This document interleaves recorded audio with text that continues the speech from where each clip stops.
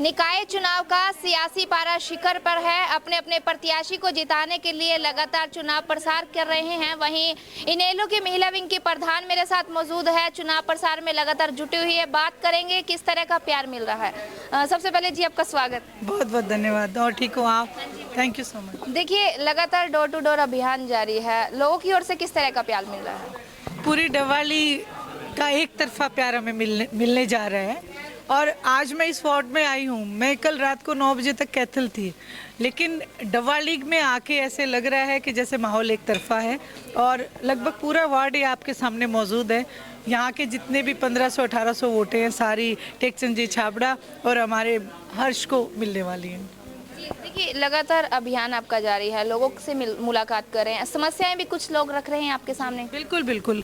देखो, सबसे ज़्यादा समस्या क्या शहर की होती है? सड़कें नहीं है, कहीं पे किसी के कार्ड काट दिए गए हैं, किसी तरीके से का जैसे कोई प्रॉपर्टी के लिए करप्शन है, सफाई नहीं है। तो ये जो तमाम समस्याएं हैं, इनको हमने एक लिस्ट आउट किया है। और जिस दिन चेयरमैन की कुर्सी के ऊपर टेकचंद जी बैठेंगे, उसी दिन से एक के बाद एक सारी समस्याओं का निदान कर दिया जाएगा। और न केवल हम इस इलेक्शन के लिए, मैं डवाली शहर से ये कहना चाहती हूँ कि ये तो एक आपकी छोटी सरकार बनेगी। हम बड़ी सरकार के लिए भी आपसे गुजारिश करके जाएंगे। जब हम यहाँ काम करेंगे तभी आप हमें वहाँ तक पहुँचाओगे। इसलिए इस बात को ज़रूर गौर फरमाएं और टेकचंद जी छाबड़ा को ज़्यादा से ज़्यादा मत दे के जिताएँ। मैं मुद्दे डबली की बात नहीं करूंगी। आप इनेलो की महिला विंग की प्रधान है। जहां जहां हरियाणा में निकाय चुनाव, आप लगभग सभी जगह दौरे कर रही है, तो हरियाणा के अंदर इनेलो की किस तरह की पोजीशन है? देखिए, इंडियन नेशनल लोकदल ने पहली बार सिंबल के ऊपर शहरों में अपने नुमाइंदे उतारे हैं। और उसमें भी हमने जन भावना को सबसे पहले रखा है। और जन भावना जिस के नाम को भी जिसने लिख के दिया कि जनप्रतिनिधि ये हमारा होना चाहिए, सबसे पहली बात तो हमने ये गौर किया कि ईमानदार प्रवृत्ति का हो। पूरे हरियाणा प्रदेश में जितने भी हमने चेयरमैन पद के लिए नियुक्त जो अनुयायी खड़े किए हैं, वो सभी के सभी ईमानदार हैं, जिसमें महिलाएं भी हैं।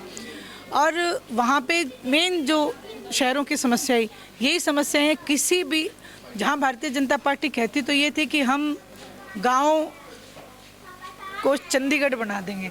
आज हमारे शहरों के हालात ये है कि हमारे गांव फिर भी साफ नज़र आ जाएंगे। शहरों में इतना कूड़ा करकट, सड़कों की समस्याएं, और हर जगह सबसे बड़ी चीज़ एक महंगाई जो है। और मैं इस आपके चैनल के माध्यम से समस्त हरियाणा से अब गुजारिश करूंगी कि अगर महंगाई को रोकना है तो सबसे पहले हमें भारतीय जनता पार्टी के ऊपर रोक लगानी पड़ेगी। और क्योंकि इनका ये इतिहास है, जब जब भी ये जीत के सत्ता में आए हैं, इन्होंने महंगाई बढ़ा के दी है। इन्होंने कोई हमें इनाम नहीं दिया। आज सिलेंडर के दाम जो 1050 हैं, अगर ये भूल से भी इस चुनाव को जीत जाते हैं तो ये सिलेंडर 1100 करते इनको टाइम नहीं लगेगा, या 1200 करते भी इनको टाइम नहीं लगेगा।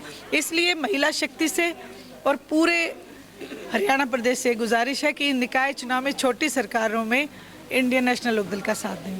देखिए, परसों यहाँ पर नैना चौटाला पहुंची थी, उन्होंने कहा कि बड़ी सरकार तो मौके पर है, यहाँ छोटी सरकार भी बनाओ, विकास होगा। इसको लेकर आप क्या कहोगे? देखिए, मैं ये बड़े खुले तौर पे कहना चाहती हूँ उनका।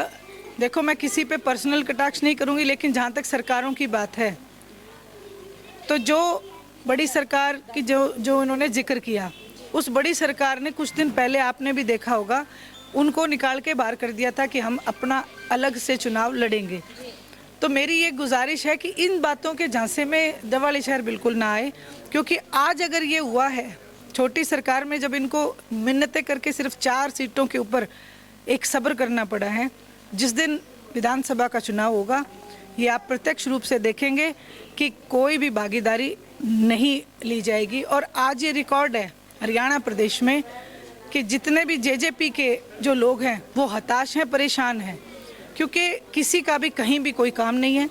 और जहाँ तक बात है बड़ी और छोटी सरकारों की, तो छोटी सरकार का जो एक दायित्व है वो है शहर का। और शहर में आज तक कोई विकास, 18 साल हो गए। जिस समय टेकचंद जी को 1.5 साल का जो समय मिला था, उस समय उन्होंने जो सड़कें बनाई थी वो आज तक सही हालात में है। और उसके बाद जो सड़कें बनी हैं वो एक हफ्ते के अंदर उखड़ती हुई दिख रही हैं। तो इसलिए मैं कहूँगी इन बातों में ना जाके सही ईमानदार छवि के व्यक्ति को चुनें ताकि हम अपने शहर का विकास करा सकें।